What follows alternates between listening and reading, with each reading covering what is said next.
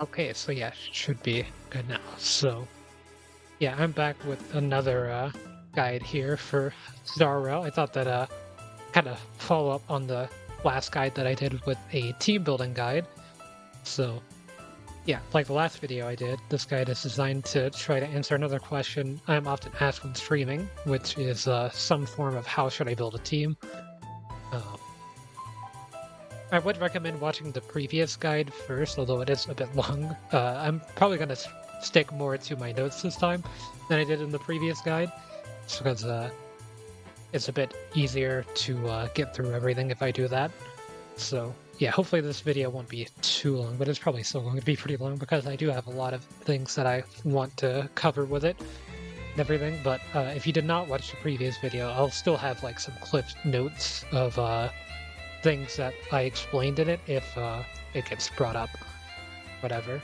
So yeah, a team in Star Rail is this section here of the team setup. It consists of up to 4 characters. You can technically run less, but you will most likely not be able to clear any content in the game if you're only running like one character, unless you're doing early game content with fully built late game characters. Each character in the game has 1 damage type and 1 path that they walk. Both the damage type and path are important factors in team building, with the path being the first thing to analyze. Main thing to note about damage type is that outside of character-specific reasons I will go into later, there's almost no reason to run multiple units of the same type. There's no damage bonus or anything for doing so. This doesn't mean that you can't run multiple characters of the same damage type. Like I do in this team, for example. This is supposed to be Fire Trailblazer, but because I'm using physical for another example, I just have them left there.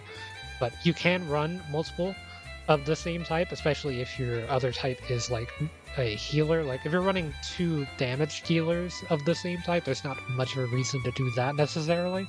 But if your other type match is like a buffer or a healer, it doesn't necessarily matter too much, as they're not going to be providing damage anyway. That's not kind of the true purpose of having them on a team.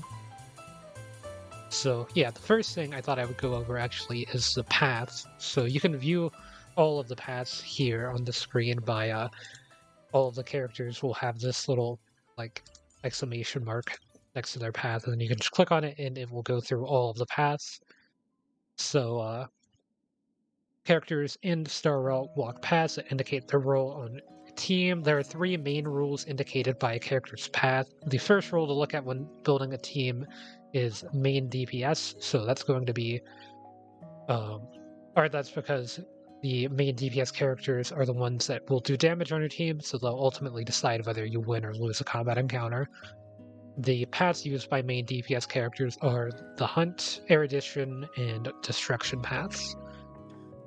For my main team, I run Physical Trailblazer for main DPS, walks Path of Destruction alongside another main DPS unit, Junuan, who runs Path of Erudition. Characters who walk on the Path of the Hunt have a single target playstyle that disinterests me personally, but they're generally considered better for in-game content than Destruction or Erudition, or especially Destruction, but when compared to the other main DPS paths, as the damage will add up, and Sela is a Hunt character who is really strong and basically has the ability to become an AoE character, since they can attack multiple times quickly, as long as they're dealing out a lot of damage. So yeah, the second role to consider is the healer and shielder. In my opinion, only one is needed per team, but you can have both an abundance and a preservation character. The main reason that I really only consider having one preservation or abundance character is because Japard is such a powerful preservation unit that you don't really need a healer if you're running Japard. But if you're not running Japard and you're running like Fire Trailblazer or March 7th, healer can be nice alongside them if your character isn't fully built and their shields aren't really strong enough or can't last long enough for what you need. So that kind of just depends on the situation. But Yeah, for most of the teams that I built, actually, I do run both Preservation and Abundance for the teams that I built that don't use Japard, but for Japard specifically, like, there's pretty much no reason to run Abundance as his shield is more than sufficient to cover most content. And then the final role to consider are the buffers and debuffers. These are the characters who walk the path of Nihility and the characters who walk the path of Harmony. So the ones who walk the path of Harmony will apply buffs, and the ones who walk the path of Nihility will apply debuffs to enemies. And these debuffs can be like debuffs in, I guess, a traditional sense is how I would say it, because I don't really think of the other type of debuffs when I think of debuffs, but like for the main types of debuffs like Welts and Silverwolf, they are going to be applying just weakness, like attack on the enemies is going to be decreased, or their defense is going to be decreased, or you're going to be decreasing their speed. And then the other type of Nihility is like a sub-type of character, almost like a sub-DPS, being the damage over time characters like Sampo and the upcoming Kafka. The damage over time in this game is considered a debuff, and you can see what all the different damage over time effects you get when breaking an enemy's weakness by looking at the combat types. The most powerful are physical, quantum, and imaginary weakness breaks, although specifically Hook's fire damage over time weakness break kind of like scales off of her attack, and so that can also deal quite a lot of damage if you build her correctly for that type of role, but she's not necessarily, she's a destruction character and not a Nihility character. Physicals also doesn't have a Nihility character at the moment, but the physical damage weakness break that can be triggered by physical Trailblazer is still really strong. And then Quantum and Imaginary both have a debuff, or a Nihility character, sorry, that will be able to apply their weakness break and trigger these effects. And then Sampo is a win character. He's like the main staple for damage over time teams. His damage over time is really easy to stack. That's why he's the main one for that. Although Kafka will also be a lightning damage over time character who can do similar things as Sampo. So either one still going to get value, even though they don't have the more powerful weakness break effects.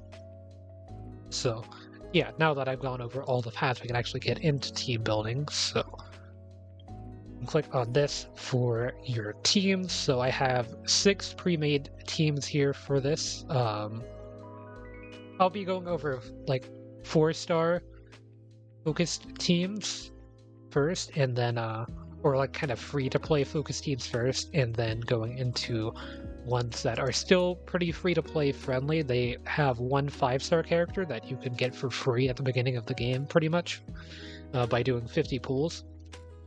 And I have 3 teams for just 1 single 5-star character for that. But first is going to be the 4-star teams / free to play teams. So yeah, now that I've gone over how each path works, you might notice that there are essentially 3 unique rules: DPS, support, and healer tank. This means that if you were to build a balanced team, you'll always have a flex spot, as there isn't a 4th role, at least not now. So you will pretty much always have like a flex units. So this can be like 2 DPSs like on this team, or it could be 2 shield healers like in this team. This is supposed to be Fire Trailblazer, but because once again I'm using the physical Trailblazer at the moment, I'd have to like go back and switch it. So yeah, you can use 2 like healer shielder characters, or you could even run like 2 debuffing or support characters. I don't think I actually have a team does that.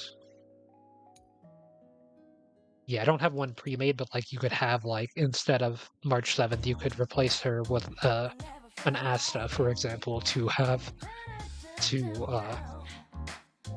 support characters to maximize damage. But yeah, also a disclaimer, these teams aren't like 100% original, like I didn't invent them just because there's only like a limited amount of teams that you can reasonably make. So if you've seen these teams somewhere else before, like I did just like make them in the planner, but because they're kind of like optimal, that other people have probably made the same teams. But yeah, to get into the analysis for these teams, the starter team from the campaign is March 7th, Physical Trailblazer, Asta, and Don Hung. So this uses 2 DPS characters, a shielder, and a buffer.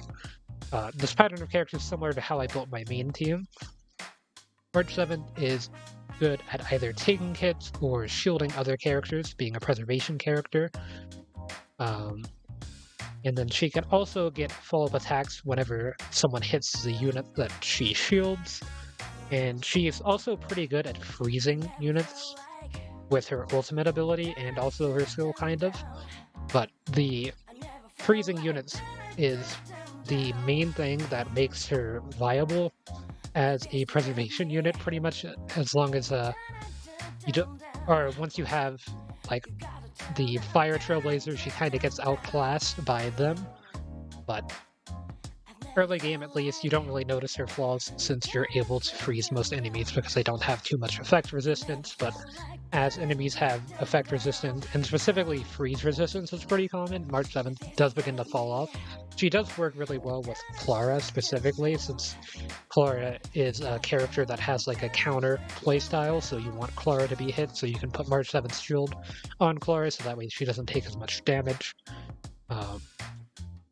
As March 7th, like, character-specific shield also has, like, the follow-up attack with March 7th, so it's just a nice way to add some damage to Clara teams. But outside of that, most of the time I would recommend replacing her with the Fire Trailblazer in any team that I have her in. It's just, for most of these teams, I wanted to make it as free-to-play friendly as possible, or have, like, 4-star onlys, like with this team, so I'm using March 7th instead of the Fire Trailblazer. And then Dom Hung and the Physical Trailblazer are the main DPS. And while it is called main DPS, you can have 2. It just means that they're going to be like true damage dealers instead of, whereas like sub DPSs like Asta could be played as a sub DPS. She's still going to be able to do damage, but she won't be dealing nearly as much damage when fully built as a main DPS role. And then Asta kind of serves to break enemy shields, and she can also give speed and damage buffs. The speed isn't really too big of a deal early game, but the damage buffs can kind of help. And breaking enemy shields is really nice with us as well, because some of the Trailblazer's abilities will deal critical damage to characters with broken shields, and that kind of helps enable them some as well. And then one thing to note about the positioning of teams is that you want your preservation or destruction characters generally on the outside of a team. The way that I built this team, like, some people would say that you're supposed to put the destruction character directly on the outside. And this is because of a hidden taunt value you can't really see in the game. But basically, the preservation and destruction characters have higher taunt values, so they're more likely to be targeted by enemies, and these enemies will sometimes have AoE hits that deal damage to 2 adjacent enemies. So if they do those AoE hits on the corner, it will only hit the 1 adjacent enemy. And the reason that I have March 7th and the Trailblazer here in this specific corner is just to make sure that Don Hung is pretty much never getting hit, since they're truly like the main DPS of this team. The idea is for them to try to deal the most damage most of the time, so you generally want them to be in the corner, so that way, like if there were a heat map of enemy attacks, like you would want the hotter areas to be your shielder and your destruction characters, and the colder areas to be like your Harmony or your hunt characters, since they're generally a bit more squishy than the preservation destruction characters.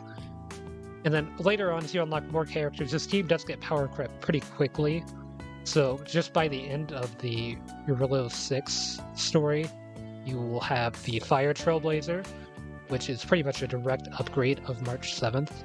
And then you also have Natasha, who can provide team-wide healing. She's the second best healer in the game. Well, I guess third best now that Lucia's out.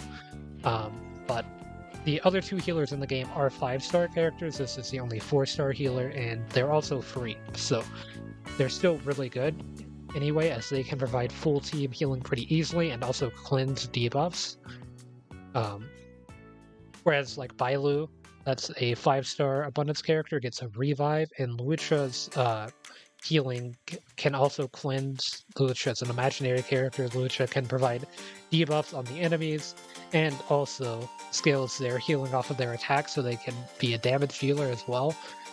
They're kind of like an all-around healing character. They're on the character event banner currently, although by the time this video comes out, the character event banner for Lucia will pretty much be expired. I do think that they're a very worthwhile character to get, but I will not be getting them personally, as I'm trying to get Kafka on her banner instead. But yeah, overall, you can still work with Natasha as your main healer. Like, even if I were to pull Bailu, like today, even though Bailu is a direct upgrade of Natasha, I would still probably run Natasha at the moment since I already have her built. And then for the next team, as I pretty much already covered all of the other characters in the previous team, this team has 2 characters that already seen, March 7th and Natasha. This is just a pure 4-star team, so no 5 stars on it.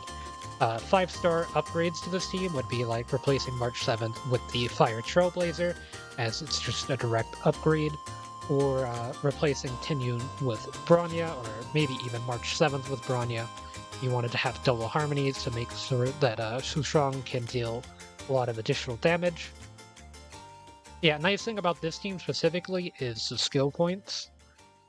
So skill points are the energy system, are like one of the energy systems in this game. There's an energy for ultimates and an energy for using skills at the bottom right whenever you're doing combat.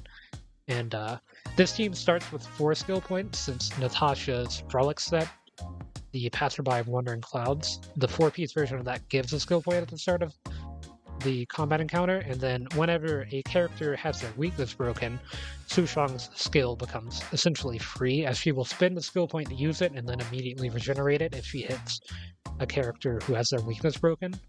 So you're able to have a lot of skill points, like skill points saved for other characters to be able to use their skills, because that can kind of be an issue with some teams. But this team specifically, it's a pretty easy thing to maintain. And then you have Tinyun to buff Sushang, as Tinyun's probably the best Harmony character in the game at the moment. She provides direct attack and speed buffs to whatever unit that you're buffing with her, and team-wide with her ultimate, I believe. Might be just single target. I don't really use Tinyun personally, as I do have Bronya that I use for most teams, but Tinyun pretty solid. The main thing to note with her is that she's a bit squishy, and there's kind of a meme that she gets attacked a lot for some reason. There's not really any taunt values that would indicate that Tinyun specifically should be targeted more often than other characters, but it does happen sometimes, and she's really squishy, so having a preservation and an abundance character can be nice for that. And then Sushang's just another hunt damage dealer, physical damage, probably the best physical damage dealer in the game at the moment. Just kind of a direct upgrade of the Destruction Trailblazer, outside of the fact that they are a hunt character, so they can't get multi-target damage, and they can't move aggro away from other characters like a Destruction character would be able to. Outside of that, they're able to deal more damage to a single target than the physical Trailblazer, and just kind of more damage overall. So they're pretty much a direct upgrade. If you're playing through the main story, you will not get Tinyun and Sushang for free. You will have to pull them from banners. Like the current banner offers these 3 characters, and then you can also get them off of this banner, the standard one. You can just look out for the character event works where have characters specifically featured to have a drop rate boost for 4 stars, so you can look for them on that if you wanted to, or you could save up the star lights to be able to get them off of this for 140. But yeah, you will be able to, as free-to-play, acquire them pretty quickly. The only 4-star character I'm missing, I'm currently not free-to-play for this game, as I do buy the Season Pass. But outside of, like, I have pretty much all of the 4-star characters in the game currently outside. And Sampo will be on Kafka's banner, so I will be able to get him there if I don't before then. Outside of that, I already have pretty much every 4-star character and quite a few Eidolons for some of them, and then other characters not as much, but yeah, you're able to build these up pretty quickly just doing pools, as the 4-star characters are guaranteed to appear every 10 pulls, well, a 4-star entity, and the characters are more likely to be pulled than the light cones on the character event warps, and then you can also still get them from the stellar warps as well.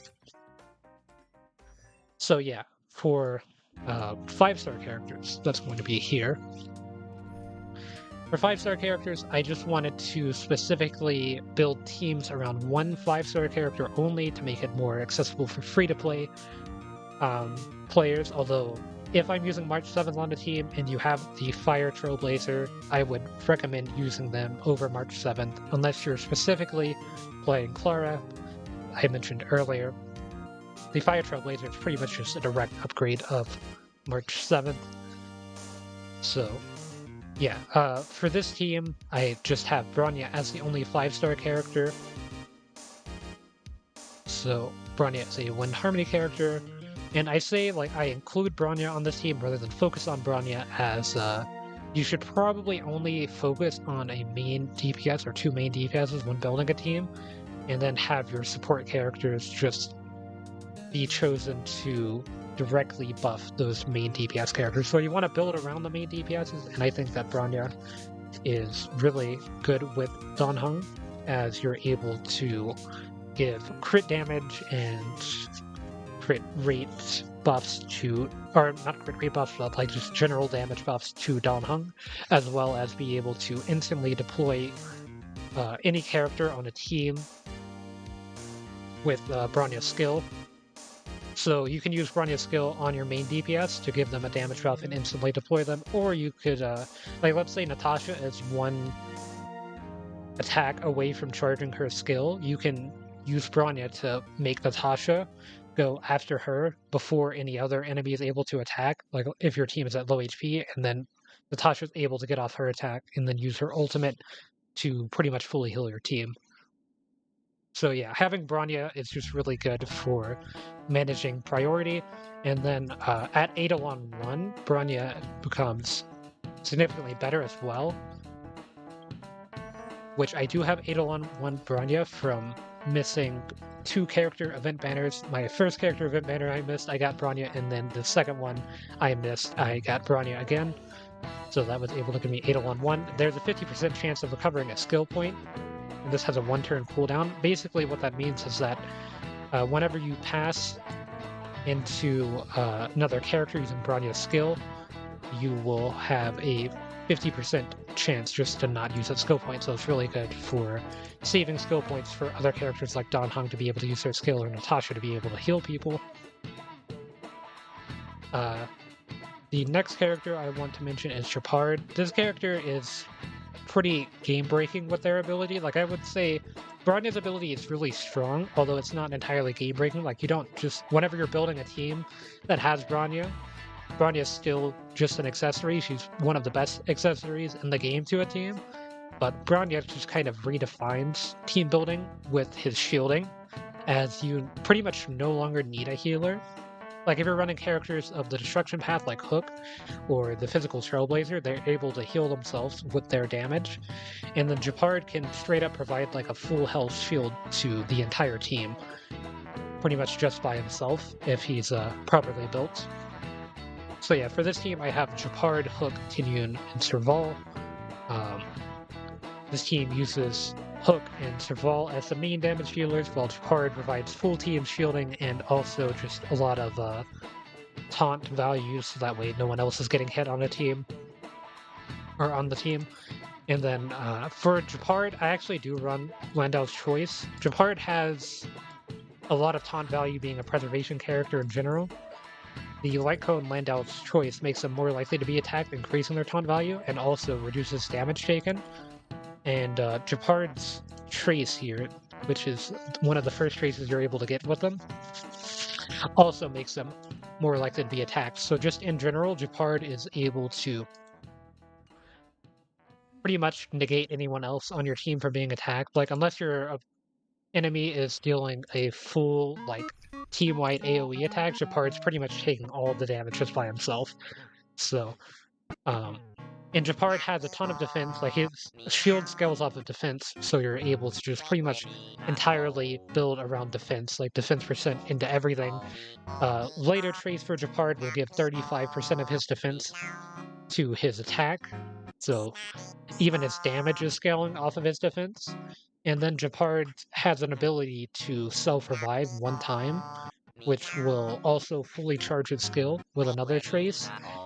So he's pretty much just like an immortal character. Like there's been times where I'm running Japard on a team and my entire team dies except for Japard. And then like 10 turns later, Japard dies for the first time, gets a full shield, and then is able to just solo the rest of the remaining enemies because he's pretty much unkillable. Like even if he dies once, he does have pretty much a second health bar. Like his skill here, or talent, Unyielding Will, restores 43% of his max HP at level 8. So you're already getting so much HP back, and then also fully charges his ultimate, which is pretty much a full health shield. And then his defense is so high anyway that getting that much HP back is like... So like with Tinyun, she might have like 1,000 defense, Japard's gonna have like 3,500 defense. So 1,000 health for Tinyun versus 1,000 health for Japard is a pretty big difference just because of how much defense you have on Japard. And then you also want to build effect resistance on Japard, which I haven't really done yet myself. I need to get a lot more of this. Since Japard is pretty much serving as a role of both shielder and healer, that will make it where he's pretty much unable to be frozen or stunned by enemies, thus increasing his potential for shielding anyway. And then you have the other characters of this team being able to deal out a fairly large amount of damage, with Hook having damage over time with fire and just dealing a lot of damage being a destruction character to single target enemies. Or, like, she does pretty decent AoE damage, but Serval is here to kind of help with the AoE damage. Serval, being an erudition character, does much more AoE damage, and then Tinyun just helps increase damage of either one overall. And then for the last team, this is a team that's kind of centered around Welt. With Welt being an agility character, you can run him as sub-DPS, although on this team I am running him as a support character, just because I think that for most content you would want Welt as support rather than main DPS, as your main DPS are going to do a lot more damage, but Welt himself does a pretty sizable amount of damage due to the modifiers of his skills when leveled up. Like, my Welt's not very leveled up at all because I pulled him pretty much directly after pulling Silverwolf, and I've been focused on building her for a while now. But at higher levels, all of these damage percents of Welt's attack will be increased pretty significantly, and his technique also helps add... Or sorry, his talent helps add a lot of imaginary damage percentage, which is bonus damage that I kind of went over in my previous guide about building characters. But yeah, Welt in this team is kind of more of a support character, being able to weakness break with the imaginary weakness break on opponents that will reduce their speed and their turn order and stuff. So Sushang will be able to get a lot of uses of her skill, as whenever their damages, or whenever their weakness is broken, they will take a lot longer to recover with speed being down, especially if Sushang has a lot of speed in general. And then this also has March 7th and Natasha for healing and shielding, just like with the Bronya team. And once again, March 7th is replaceable with the Fire Trailblazer if you want to run that. The main reason I am not running them here is just, once again, I am only using one 5-star character for all of these teams. And then for the last section of team building, or just general team building, I wanted to go over one character in particular, being Silverwolf, as Silverwolf does kind of break team building in general whenever she's being like analyzed for building a team, as Silverwolf can use her skill to implant weaknesses on an enemy. So she will use one weakness of an on-field ally. So if you're running like 2 quantum characters and 2 imaginary characters, there's a 50% chance that the weakness that she adds to an enemy will be quantum, or a 50% chance that will be imaginary. Like if you're running 4 different types, there's a 25% chance of each type, including the quantum type that Silverwolf is. So yeah, you will pretty much always be able to weakness break bosses. That's a fairly strong ability, and Silverwolf herself provides a lot of with her talent, she's able to provide a lot of attack, defense, and speed reduction with her basic attack, skill, and ultimates. Being able to just directly provide defense reduction.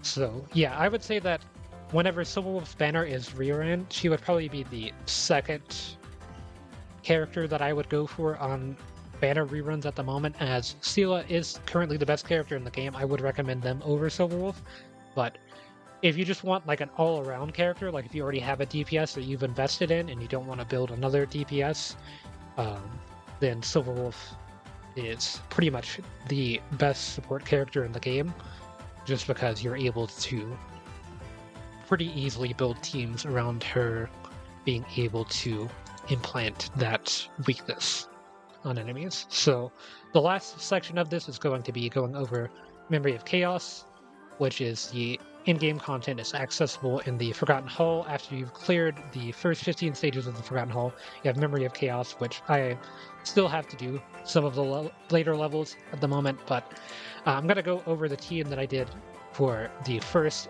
stage of this current Memory of Chaos. So whenever you're running Memory of Chaos, you can actually see all the enemies that you're going to be faced against. So you have a Silvermane Lieutenant as the main boss for one side, and the Guardian Shadow as the main boss for the other side of the first team. So notice that you have to build 2 teams for this, so that does mean that you probably want to have at least 8 characters in general that are pretty well built to around level 60 to 70, with some decent relics leveled up slightly. Like they don't really have to be fully leveled up to have use in Memory of Chaos. They just have to be leveled up to like +6 on a 4-star relic, should be able to get you through a lot of the early stages of Memory of Chaos. Although once you're getting into the later stages, the enemies are so highly leveled, like the enemies here are already at level 80, or they're just strong enemies in general. Like this is a boss enemy from the end of the current main story, though more stuff will be added in the next update. Just yeah, you have the evil deer there that you have to fight. So yeah, for this first round, you have a level 68 Silvermane Guard and a level 68 Guardian Shadow. And notice that there are 2 weaknesses shared between both bosses, being the physical weakness and the quantum weakness is available to be broken on both enemies. So if you have a physical or a quantum character for main DPS or support, they're going to get a lot of value for this side. And then for the second side, you have a physical weakness and you have a wind weakness that is shared between both and imaginary. So you would want to have wind or imaginary characters, but because imaginary characters are so hard to come by, you're probably just going to be using wind characters for this. And either physical, ice, or potentially even fire gets some pretty good value, especially with the summons that this unit can summon. They have a fire weakness that is pretty good to exploit. So for the first team, I used Natasha, Physical, Trailblazer, Branya, and Silverwolf. Silverwolf was level 53 at the time, meaning that she was pretty significantly underleveled for this, especially for Memory of Chaos standards, because you want to get them to about level 60. However, she was able to just provide weaknesses and like weakness effectiveness with her skill, or the attack and defense debuffs from her ability and her ultimate, so she was able to provide some value even being underleveled. Natasha, just a healing unit, can heal everyone pretty easily. I was probably supposed to put Natasha in the center and the Physical Trailblazer on the outside, since Physical Trailblazer does have more aggro, but I did run Physical Trailblazer here just to try to make sure that I had all of the aggro on the left side, as I did not want Silver Wolf getting hit with her having so little HP.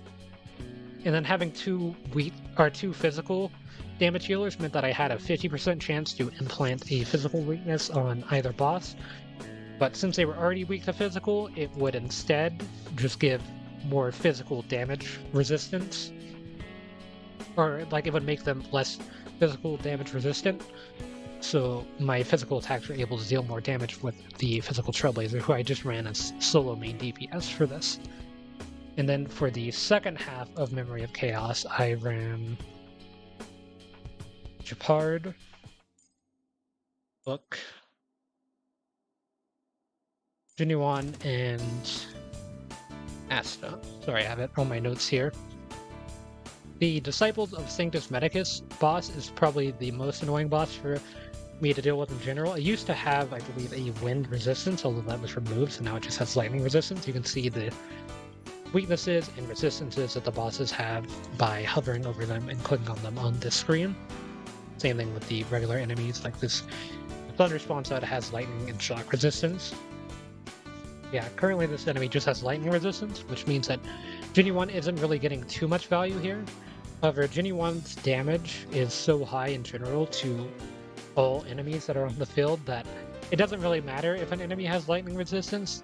Genuine's just able to deal so much damage anyway, especially if his follow-up attack crits, that it kind of makes up for the lightning resist in general. But yeah, I only had Japard for weakness breaks on the Disciple of Sanctus Medicus Shapeshifter, which is not really too optimal. The main reason that I didn't really bring any damage dealers that kind of focused on the main boss is that I figured that this team would be able to deal enough damage that they didn't really need weakness breaks, as the boss itself it's not like too strong as far as HP goes. The main issue is that it will summon two side units that have a revive, and until their revive is used, the boss will be able to heal a percentage of the damage that they deal. So that's what kind of makes them a bit more tanky. So this team was just kind of designed to shred those side enemies, and then the Void Ranger's Trampler is just kind of a really weak enemy in general. They're pretty much just soloable by Japard, as they will pretty much always aim at Japard, and they can't really kill Japard. And Japard can also freeze them with a skill, which makes them just pretty much unable to act for multiple turns, since sometimes their entire turn will just be drawing their bow. So they're just not really dealing too much damage to the rest of the team. And yeah, Japard pretty much just hard counters them, is kind of another reason to run Japard for this section, as well as the fact that I am running my main healer on the other team. I wouldn't have another healer to be able to run on this team, so Japard kind of covers the role of both tank and healer as mentioned in other teams. But yeah, I was able to get full 3-star completion on the first 3 stages. When it came to stage 4, this has Kafka as a boss, who is a pretty strong unit, and then stage 5 it just has higher level enemies and higher level units, so it just kind of becomes a lot harder to kill them quickly with lower leveled units, but you're still able to pretty much clear them. I haven't really attempted the Even Deer fight yet, although I will be trying that pretty soon, probably on stream. And if I don't, probably on my own, just to see like where my team's at and if they can actually manage to take this down, or if we'll need to get a few more upgrades first. But yeah, that's pretty much all there is to note about team building for Memory of Chaos, is that you can use this preview window to be able to get a good idea of what units to bring, and you kind of just need to know characters' general strengths and weaknesses and matchups with how the bosses function. and knowing that can allow you to be able to clear these even at lower levels. Like if your team was level 40, you would probably still be able to clear this content as long as you had the right units properly built and everything. You should still be able to get it cleared with the lower levels, as later on the enemies will be higher level than the max level characters can reach. So the current max level is 80, but they can be like level 100. So you'll pretty much always be underleveled is kind of the main message with that. And so you just kind of need to know the matchup for all of the bosses and everything, which is something that you'll learn as you're playing through the story or as you're farming or practicing Memory of Chaos. You'll be able to recognize all of the different quirks that all of the bosses have, as pretty much all of them are pretty unique, even the reskins. Like there's an ice version of this enemy that has the ability to freeze units, and then there's a fire version that's able to burn units. This one is the fire version, and then there's also just a default version, which is the one that's visible on the screen. But yeah, that's going to wrap up this guide for now. If there are any questions that you have, I should be able to answer them pretty quickly as soon as I see them, hopefully, and be able to clear up a few things if there's anything that I need to elaborate on. So yeah, with that, that's going to be all that I have for now, and I guess I hope to see everyone in the next one.